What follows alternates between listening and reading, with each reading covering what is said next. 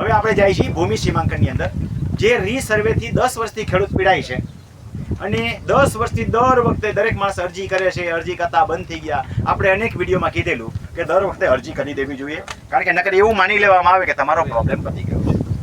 એટલે સરકારે એવા પ્રોબ્લેમ પતી ગયા છે કે નહીં એના લોકો માટે પણ કેટેગરીમાં જોગવાઈ કરી છે, બીજી કેટેગરી, 3 નંબરની કેટેગરી વગેરે. એ બધી કેટેગરી વાઇઝ આપણે અત્યારે આ વિડીયોની અંદર આ તાલીમ કેમ્પ દરમિયાન આપણે એવું નહીં માની લેવાનું કે ભૂમિ સીમાંકનથી હોનાના નળિયા આવી જાય. ક્યાંક ક્યાંક તે હવે સંભળાવાય મંડી ગયું છે કે આવું આવું કામ થાય છે, પણ આ કામ કરતાં આપણે શીખવું પડશે તો કામ થશે. એમાં અપીલની જોગવાઈ પણ છે, એ લાભ આપણે લેવો પડે. નો કામ થયું એટલે પલોઠી વળીને બેહી નથી રહેવાનું, જેમ જૂના વખતે અરજી આપીને બેહી ગયા એમ આ વખતે બેઠું નથી રહેવાનું. થાય એટલા પ્રયત્નો કરવાની. છેલ્લે એ નખાવીશ કે તમે આને ભૂમિ સીમાંકનમાં તમારી અન્યાય થયો હોય તો CMO સુધી પહોંચાડો, એટલે કે પોર્ટલમાં નાખો, પણ પરબારું પોર્ટલમાં નથી નાખવાનું. કંઈક બીના બને પછી આગળ વધવાનું છે ને. તો સૌ પ્રથમ તો આપણે સિસ્ટમને સમજી લઈએ કે શું છે. જે લોકો ફરિયાદ કરે છે, કોમેન્ટ કરે છે, એ લોકો માટે કહું છું. તમે લોકો બેઠા છે એને પણ કહું છું કે કામ ન થાય તો કામની પદ્ધતિ પ્રમાણે કામ કરવા પહેલા પ્રયત્ન કરો, પછી ફરિયાદ કરો આગળ. તો કામગીરી કરવી જ પડશે. પછી એ લોકો એટલું જોશે કે આ વાંહે પડી ગયું છે, આનું એટલું તો પૂરું કરો, બીજું જે દેવા તૈયાર થાય એની પાસેથી માલ પાણી લેવું. તો ભૂમિ સીમાંકનમાં 5 પાનાનો પરિપત્ર છે, 10 પાનાની SOP છે, સ્ટાન્ડર્ડ ઓપરેટિંગ સિસ્ટમ. હવે ઘણા ખેડૂતો આમાં પછી મને કોમેન્ટમાં પૂછે કે SOP એટલે કયું, પણ આગલો વિડીયો જોતો ખરો. દરેક વિડીયોમાં પછી હું વ્યાખ્યાન ન કર્યા રાખીએ. તો standard SOP, standard operating system એટલે SOP. પછી એમાં શું, પહેલા તો પરિપત્ર શું કહે છે? પરિપત્ર એમ કહે છે કે જે આટલા વર્ષથી ખેડૂત પીડાય છે તો હવે એને આપણે કંઈક નિકાલ કરવા માટેનો વ્યવસ્થા કરીએ. આના માટે આપણા એક વિડીયોની અંદર કેટલા નંબરનો વિડીયો હતો? 1338 હતો. બાકી ખબર છે ને? 1338 ચેક કરી લ્યો. 38 નંબરના વિડીયોમાં આપણે ઘણા બધા સૂચનો સરકારને કરેલા. એમાંથી 5 સૂચનો સરકારે ઓલરેડી આ 12/3/2026ના પરિપત્ર ભૂમિ સીમાંકનના લગભગ સરકારે સ્વીકારી લીધા છે. અને આપણે ઘણા બધા આપણે આ જે તાલીમ કેમ્પના ભાઈઓ છે એને, જે લોકો જૂના તાલીમ કેમ્પમાં આવી ગયા છે એને, ઉપરાંત એજ્યુકેટેડ ખેડૂતોને, સોફ્ટવેરવાળાને બધાને ઈમેલ કરવાના કીધા હતા. બધા ઈમેલ કરેલા છે. ઘણા બધા ધારાસભ્યો સુધી આપણે વાતો પહોંચાડી હતી. અને સરકારે એક આ સારી પ્રક્રિયા મૂકી છે તો એનો લાભ આપણે લેવો જોઈએ. અને એના માટે સરકારે પ્રથમ તો એક જિલ્લા સમિતિની રચના કરી છે. તમામ જિલ્લાઓની અંદર જિલ્લા સમિતિ બની ગઈ છે. ક્યાંય જિલ્લા સમિતિ નથી બની એવું નથી.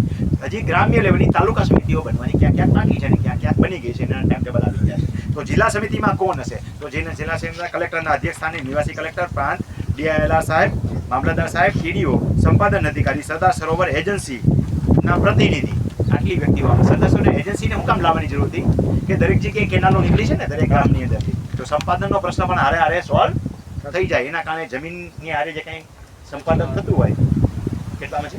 1338 જાન્યુઆરી.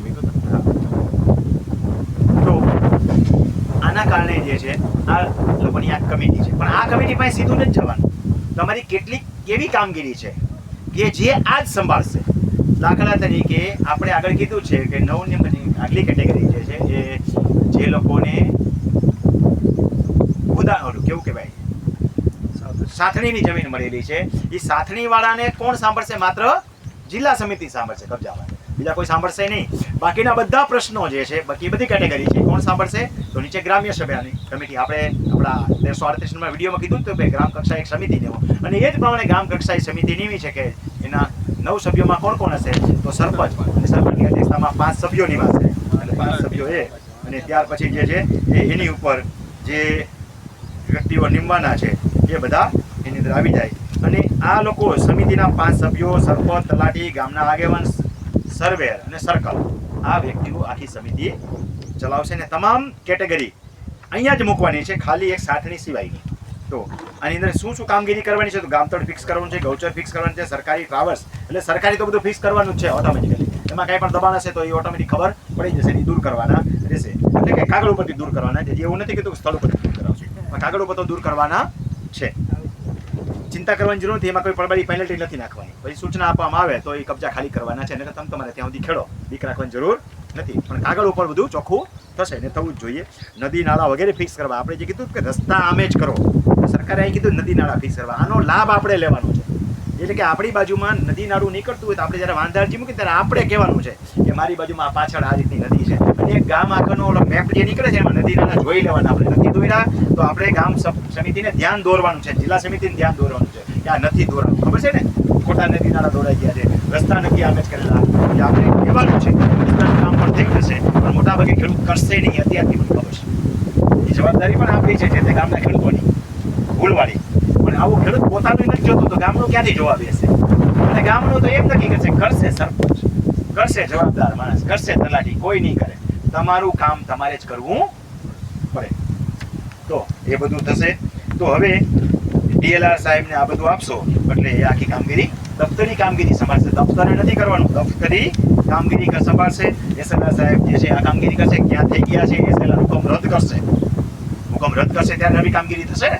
અને પછી એની કેજેપીની કાચી નોંધ પડશે. કાચી નોંધ પાછી આપણે જોઈ લેવાની કે આપણે જેવી કીધી હતી એવી થઈ ગઈ છે કે નહીં. એવી થઈ જાય પછી કેજેપીની અસર આવશે, નકશા બેસાડશે, એ આપણે જોઈ લેવાના. આખું ડિજિટલ રેકોર્ડ તૈયાર થશે ફિઝિકલ રૂપે અને પછી એને અપલોડ કરવામાં આવશે. એના માટે જે કંઈ હોય એ આપણે ધ્યાનમાં રાખવાનું છે. તો જૂના હિસ્સાની કોઈની માપણી થઈ ગઈ છે અને એ આપણને હવે મંજૂર નથી. આની રીસર્વેની જ, જૂની રીસર્વે પહેલાંની નહીં.